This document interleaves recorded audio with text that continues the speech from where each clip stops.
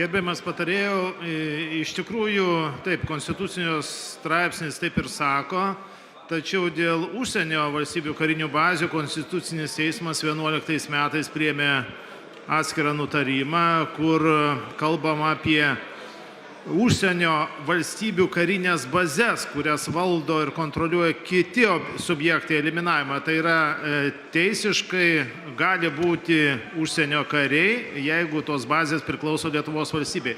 Kaip ir dabar yra. Pagal analogiją kariniam atgrasimui gali būti reikalingas ir sąjungininko apsilankymas su brandoliniais ginklais ar brandoliniam jėgainėm.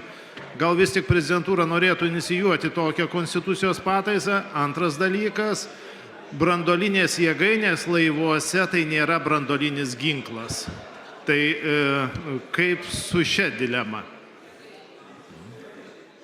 Dėkui labai už klausimą. Tai taip žinome šitą konstitucinio teismo nutarimą ir reiktų pabrėžti, kad konstitucija pagal analogijas neaiškinama.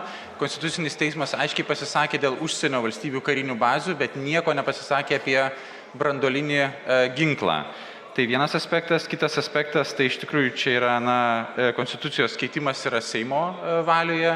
Ir trečias aspektas dėl brandolinių jėgainių, tai būtent ir manome, kad brandolinės jėgainės, laivai su brandolinimis jėgainėmis gali įplaukti, nes tai nėra brandolinis ginklas į Lietuvos Respublikos teritoriją, jeigu tai neprieštarauja nacionalinio saugumo interesams.